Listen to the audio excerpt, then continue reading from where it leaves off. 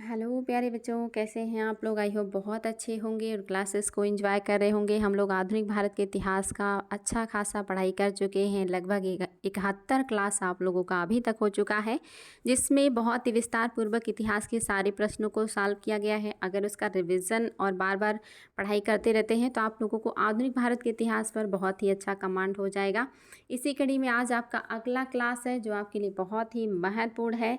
आपका अगला प्रश्न है, भारत और पाकिस्तान के स्वाधीन होने की घोषणा किस दिन की गई थी। बहुत इंपॉर्टेंट प्रश्न है, आयोग के द्वारा बार बार पूछा गया है कि भारत और पाकिस्तान के स्वाधीन होने की घोषणा किस वर्ष की गई थी। पहला है 3 जून 1947, दूसरा है 15 अगस्त 1947, तीसरा है 4 जुलाई 1947 और चौथा है 16 अक्टूबर 1947। आपको बताना है भारत और पाकिस्तान के स्वाधीन होने की घोषणा कब की गई थी। बहुत इंपॉर्टेंट क्वेश्चन है, आयोग के द्वारा बार बार पूछा गया है, इसलिए आप लोगों के लिए बहुत ही ज़्यादा महत्वपूर्ण है। तो याद रखेंगे, भारत स्वतंत्रता अधिनियम 1947 में पारित किया गया ब्रिटेन के द्वारा, और ब्रिटेन की पार्लियामेंट ने ये घोषणा करी कि भारत का विभाजन होगा दो भागों में, भारत और पाकिस्तान। और ये जो स्वाधीनता देने की इन्होंने बात की, ये घोषणा इन्होंने किया था 3 जून 1947 को। ऑप्शन नंबर फर्स्ट आपका बिल्कुल सही है। सरकार ने ये घोषणा 3 जून 1947 को किया था, जिसे माउंटबेटन योजना के नाम से भी जाना जाता है, और इसी काम को अंजाम देने के लिए माउंटबेटन भारत आए थे। ऑप्शन नंबर फर्स्ट आपका बिल्कुल सही है। अगला कह रहा है, भारतीय स्वतंत्रता अधिनियम कब पारित किया गया था। भारतीय स्वतंत्रता अधिनियम कब पारित किया गया। 4 जुलाई 1947, 3 जून 1947, 18 जुलाई 1947 या 15 अगस्त 1947 को। ये भी आपके लिए बहुत ही ज़्यादा इम्पॉर्टेंट है, भारतीय स्वतंत्रता अधिनियम कब पारित किया गया था। और ये भी मैं आपको पढ़ा चुकी हूँ, रिपीटेड है, आयोग ने इसको कई बार पूछा हुआ है, इसलिए आप सभी को इसका उत्तर पता होना चाहिए। क्या सही हो जाएगा। ऑप्शन नंबर फर्स्ट बिल्कुल सही है। 4 जुलाई 1947 को भारतीय स्वतंत्रता अधिनियम पारित किया गया है। पहले तो पार्लियामेंट के द्वारा यह घोषणा किया गया कि 3 जून 1947 को देश को आज़ाद कर दिया जाएगा। फिर उस घोषणा को अधिनियम का रूप कब मिल गया, 4 जुलाई 1947 को। चूँकि जब कोई घोषणा अधिनियम का रूप ले लेता है तब वो मान्य माना जाता है, तब तक वो प्रस्ताव है जब तक वो अधिनियम का रूप नहीं ले लेता, यानी कि पारित नहीं हो जाता। तो 4 जुलाई को ये अधिनियम पारित हो गया था। इसके बाद जो है आगे का काम शुरू हुआ था। अगला क्वेश्चन देखिए, अंग्रेजी सम्राट ने भारतीय स्वतंत्रता अधिनियम पर किस तिथि को हस्ताक्षर किया था। आपको बताना है, अंग्रेजी सम्राट ने भारतीय स्वतंत्रता अधिनियम पर किस तिथि को हस्ताक्षर किया था। ये क्वेश्चन भी पीसीएस, लोअर पीसीएस, समीक्षा अधिकारी जैसे एग्जाम में कई बार आया हुआ है। पहला ऑप्शन है 3 जून 1947, दूसरा है 26 जून 1947, तीसरा है 18 जुलाई 1947 और आपका अगला है 31 जुलाई 1947। आपको बताना है किस तारीख को अंग्रेजी सम्राट ने भारतीय स्वतंत्रता अधिनियम की तिथि पर हस्ताक्षर कर दिया था। तो याद रखेंगे, बहुत ही ज़्यादा महत्वपूर्ण है। ऑप्शन नंबर 3 आपका सही है, 18 जुलाई 1947। सारा डेट याद कर लीजिएगा बच्चा लोग। घोषणा कब किया गया है कि भारत को आज़ाद किया जाएगा दो भागों में बांटकर, 3 जून 1947 को। इस बात को अधिनियमित कब किया गया है, 4 जुलाई 1947 को। और इस अधिनियम पर हस्ताक्षर लास्ट में सम्राट का होता है, जैसे हमारे यहाँ राष्ट्रपति का होता है, और उसके बाद ये पूरी तरह से पारित मान लिया जाता है। तो इसको पे लास्ट जो पड़ाव है हस्ताक्षर का सम्राट के, वो कब हुआ है, 18 जुलाई 1947 को। यानी कि पूरी तरह से अब ये फाइनल हो गया कि भारत को आज़ाद कर दिया जाएगा। और इसी के साथ भारत को दो भागों में बांटकर भारत और पाकिस्तान 15 अगस्त 1947 को विभाजन कर दिया गया था। चलिए आगे बढ़ते हैं। नेक्स्ट क्वेश्चन आपका कह रहा है, 1947 में भारत विभाजन के बाद किसे संयुक्त रक्षा समिति, जिसे सैनिक कर्मचारियों, हथियारों व युद्ध सामग्रियों के विभाजन की जिम्मेदारी सौंपी गई थी, का सर्वोच्च सेनापति बनाया गया था। काफ़ी इंपॉर्टेंट प्रश्न है, आयोग के द्वारा पूछा गया है। 1947 में भारत विभाजन के बाद किसे संयुक्त रक्षा समिति, जिसे सैनिक कर्मचारियों, हथियारों व युद्ध सामग्रियों के विभाजन की जिम्मेदारी सौंपी गई थी, वह सर्वोच्च सर्वोच्च सेनापति कौन था? यानी कि जिनको सारे सामानों का, युद्ध सामग्रियों का, सेना का, सबका बंटवारा करना था, उसके मेन सेनापति कौन बनाए गए थे? पहला कह रहा है माउंटबेटन, दूसरा कह रहा है रेडक्लिफ, तीसरा कह रहा है इसमे और चौथा कह रहा है अचिंसन। फटाफट उत्तर दीजिएगा, बहुत ही ज़्यादा महत्वपूर्ण है बच्चा लोग। आपके हिसाब से क्या है जो सही हो जाएगा? तो याद रखेंगे कौन हो जाएंगे? अचिंसन महाराज हो जाएंगे, अचिंसन महोदय। ऑप्शन नंबर 4 आपका बिल्कुल सही है। 1947 में भारत विभाजन के बाद अचिंसन को संयुक्त रक्षा समिति और सैनिक कर्मचारियों, हथियारों व युद्ध सामग्रियों के विभाजन की जिम्मेदारी सौंपी गई थी और यही सर्वोच्च सेनापति थे जिन्हें विभाजन करना था सभी सामग्रियों का, चूँकि देश आजा मतलब जो है विभाजित हो रहा था, तो सारी चीज़ों का बंटवारा करना था, सैनिकों का भी, हथियारों का भी और अन्य सामग्रियों का भी। तो इसके जो मेन बनाए गए थे लीडर वो थे अचिंसन, जिन्होंने विभाजन करवाया था। अगला देखिए, भारत व पाकिस्तान के मध्य नागरिक प्रशासन हेतु बंटवारा परिषद का अध्यक्ष कौन था? आपको बताना है भारत व पाकिस्तान के मध्य नागरिक प्रशासन हेतु बंटवारा परिषद का अध्यक्ष कौन था? जिन्ना थे, नेहरू थे, माउंटबेटन थे या अकिंसन थे? फटाफट बताएंगे। काफ़ी महत्वपूर्ण प्रश्न है आपके। भारत और पाकिस्तान के बीच नागरिक प्रशासन का बंटवारा जो हो रहा था, उस परिषद के अध्यक्ष कौन थे? तो आपके लिए क्या है जो सही हो जाएगा? आपका ऑप्शन नंबर 3 बिल्कुल सही है। माउंटबेटन ने भारत व पाकिस्तान के मध्य नागरिक प्रशासन हेतु बंटवारा परिषद की अध्यक्षता किया था। नागरिक प्रशासन अलग है, सैनिक, हथियारों और युद्ध सामग्रियों के विभाजन के लिए अलग है। याद रखिएगा, दोनों बातें एग्जाम में पूछी गई हैं और आपके लिए बहुत ही ज़्यादा महत्वपूर्ण है। अगला देखिए, निम्न कथन किसका है कि अभिरक्षण की मांग करने वाले मुसलमान मूर्ख हैं और इसे स्वीकार करने वाले हिंदू उनसे ज़्यादा मूर्ख हैं? आपको बताना ये कथन किसका है कि अभिरक्षण यानी कि अपनी रक्षा की मांग करने वाले मुसलमान मूर्ख हैं और उसको स्वीकार करने वाले हिंदू उनसे भी बड़े मूर्ख हैं। ये कथन किसका है? बहुत ही शानदार प्रश्न।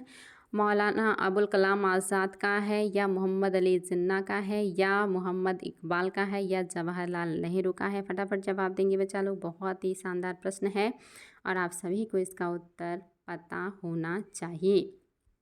तो क्या है जो सही हो जाएगा? आपका ऑप्शन नंबर जो फर्स्ट है, ये कथन अबुल कलाम आज़ाद का है। अबुल कलाम आज़ाद ने ये बात कही थी। बहुत ही ज़्यादा महत्वपूर्ण ये प्रश्न है। आगे बढ़ते हैं और देखते हैं हमारा अगला क्वेश्चन। जिन्ना के बारे में कौन सा कथन सही है? जिन्ना के बारे में क्या सही है? पहला कह रहा है होम रूल आंदोलन का समर्थन किया था। दूसरा कह रहा है असहयोग आंदोलन का विरोध किया था। तीसरा कह रहा है बेबल योजना अस्वीकार कर दिया था उन्होंने। चौथा कह रहा है तीनों कथन सही हैं। आपको बताना है कि जिन्ना के बारे में कौन सी बात है जो आपकी सही हो जाएगी। शानदार प्रश्न पे चलो फटाफट उत्तर दीजिएगा। जिन्ना के बारे में कौन सा कथन है जो कि सही हो जाएगा? तो याद रखेंगे, मोहम्मद अली जिन्ना ने एनी बेसेंट की all India home rule league का समर्थन किया था और असहयोग आंदोलन का विरोध किया था। बेबल योजना को भी उन्होंने अस्वीकार कर दिया था क्योंकि इसमें पाकिस्तान देने की बात उन्होंने नहीं की थी। तो तीनों बातें बिल्कुल सही हैं। याद रखिएगा, बहुत ही शानदार प्रश्न है ये और आयोग के द्वारा बार बार पूछा जाता है। अगला क्वेश्चन देखिए, बहुत ही शानदार है और ये भी बहुत बार पूछा गया है। कह रहा है जिन्ना के नेतृत्व में मुस्लिम लीग ने मुक्ति दिवस मनाया था। कब मनाया था? आपको बताना है जिन्ना के नेतृत्व में मुस्लिम लीग ने मुक्ति दिवस कब मनाया था। आपके सामने है ऑप्शन 22 दिसंबर 1939, 22 सितंबर 1939, 25 दिसंबर 1929 या 26 दिसंबर 1929। शानदार प्रश्न है, बहुत बार पूछा गया है बच्चा लोग।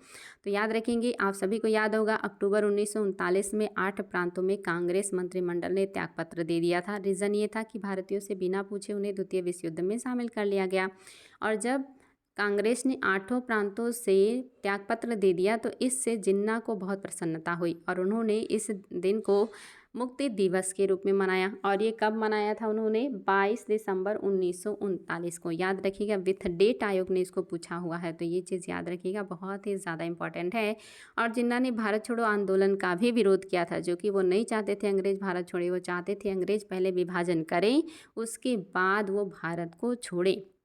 आपको ये भी पता होगा कि मोहम्मद अली जिन्ना ने नेहरू रिपोर्ट का भी विरोध किया था। जो 1929 में 1928 में जो नेहरू रिपोर्ट आया था, उन्होंने उसका भी विरोध किया था। और उसके विरोध में इन्होंने 1929 में 14 सूत्रीय मांग भी रख दी थी। 28 में नेहरू रिपोर्ट आया, उसका विरोध किया। 29 में खुद 14 सूत्रीय मांग भी रख दी थी जिन्ना ने। तो याद रखिएगा, जिन्ना बड़े हाईलाइटेड पर्सन है, इन्हें यहाँ से क्वेश्चन बहुत ज़्यादा पूछा जाता है। अगला क्वेश्चन भी आपका बहुत इंपॉर्टेंट है, आयोग ने कई बार पूछा हुआ है। पाकिस्तान शब्द का पहली बार प्रयोग किसने किया था? पाकिस्तान शब्द का पहली बार प्रयोग किसने किया? सभी बच्चों को मेरे पता होगा। रहमत अली हैं, मोहम्मद अली अकबर हैं, सैयद अली हैं, या आपके सर सैयद अहमद खान हैं। तो बच्चा लोग कौन हो जाएंगे? सभी को पता है कि भारतीय मुसलमानों के लिए पृथक राज्य पाकिस्तान शब्द का सर्वप्रथम प्रयोग कैम्ब्रिज विश्वविद्यालय के छात्र रहमत अली ने किया था। कौन किया है? रहमत अली। ये मेरे सभी बच्चों को पता है, आयोग के द्वारा कई बार पूछा जाता है। लेकिन इसको शुरू में जिन्ना ने अस्वीकार कर दिया था, याद रखिएगा। देखिए अगला क्वेश्चन, नाउ आर नेबर पत्र किसने प्रतिपादित किया था? नाउ आर नेबर जो पत्र है, ये किसने प्रतिपादित किया था, आपको ये बताना है। और ये भी आपके लिए बहुत ही ज़्यादा महत्वपूर्ण है। बच्चा लोग आगे बताएंगे आपके सामने। देखिए ऑप्शन भी दिया हुआ है, मोहम्मद इकबाल हैं, मोहम्मद अली जिन्ना है, चौधरी रहमत अली हैं, या और कोई नहीं। तो याद रखें कि क्या है जो सही हो जाएगा। तो याद, ये आपके लिए काफ़ी महत्वपूर्ण है, रहमत अली का ही है। चौधरी रहमत अली ने ही नाउ आर नेबर नामक पत्रिका में ये बात कही थी कि पाकिस्तान होना चाहिए मुसलमानों के लिए। शुरू में इसको जिन्ना ने भी नकार दिया था, ठुकरा दिया था, लेकिन आगे चल के फिर उनके दिमाग में भी ये बात बैठ गई थी। अगला देखिए, जिन्ना के नेतृत्व में मुस्लिम लीग ने पृथक राज्य की मांग कब की थी? जिन्ना के नेतृत्व में मुस्लिम लीग ने पृथक राज्य की मांग कब की है, आपको ये बताना है। और ये आपके लिए काफ़ी महत्वपूर्ण है बच्चा लोग। चलिए फटाफट दीजिएगा जवाब। आपके सामने पहला ऑप्शन है 22 मार्च 1940, दूसरा है 23 मार्च 1940, और आपका तीसरा है 30 मार्च 1940, और चौथा है 19 मार्च 1940। बताएंगे कि जिन्ना के नेतृत्व में मुस्लिम लीग ने पृथक राज्य की मांग कब की थी? आपका पढ़ा हुआ है, रिपीटेड प्रश्न है, लेकिन बहुत ही ज़्यादा इम्पॉर्टेंट है। तो याद रखेंगे क्या है जो सही हो जाएगा। तो आपका जो ऑप्शन नंबर 2 है, ये बिल्कुल सही हो जाएगा। 23 मार्च 1940 को मुस्लिम लीग का अधिवेशन हुआ था लाहौर में, और यहाँ की अध्यक्षता मोहम्मद अली जिन्ना ने किया था। और इसी अधिवेशन में इन्होंने भारत से अलग एक मुस्लिम राष्ट्र बनाने की मांग की थी। ये आपके लिए बहुत ही ज़्यादा महत्वपूर्ण है। यहीं पे जिन्ना ने कहा था कि एक अलग मुस्लिम राष्ट्र होना चाहिए, इसके अलावा मैं और कुछ भी स्वीकार नहीं करूँगा। मुस्लिम लीग के किस अधिवेशन में M.A. जिन्ना ने द्विराष्ट्र के सिद्धांत को प्रतिपादित किया था? अमृतसर अधिवेशन 1919, इलाहाबाद अधिवेशन 1940, इलाहाबाद अधिवेशन 1930, या लाहौर अधिवेशन 1940। तो इसका उत्तर तो मेरे सभी बच्चों को पता है, क्योंकि ये बहुत ही ज़्यादा इम्पॉर्टेंट है। आप पता है कि 23 मार्च 1940 को मुस्लिम लीग की वार्षिक अधिवेशन लाहौर में हुआ था, जहाँ पे जिन्ना अध्यक्षता करते हुए अलग राष्ट्र पाकिस्तान की मांग करते हैं। और ये आपके लिए काफ़ी इम्पॉर्टेंट है।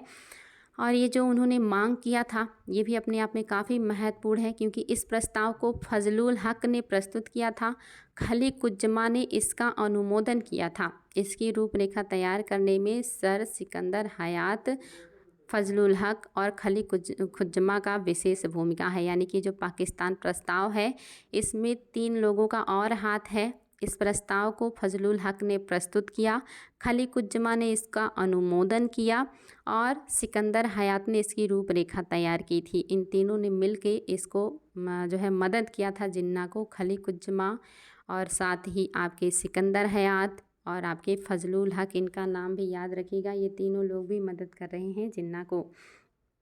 अगला कह रहा है मुस्लिम लीग की स्थापना कब हुई थी? इसका उत्तर भी मेरे सभी बच्चों को पता होगा, 1906, 1916, 1926 या 1936। तो आप सभी को पता है कि मुस्लिम लीग की स्थापना 1906 ईस्वी में आगा खां के नेतृत्व में हुआ था। और ये कहाँ पे हुआ था? ढाका में। ये भी क्वेश्चन आया हुआ है कि इसकी स्थापना कहाँ पे हुई थी? बांग्लादेश के ढाका में हुआ था। तो ये क्वेश्चन कई बार पूछा गया है, इसको याद रखना है आप लोगों को।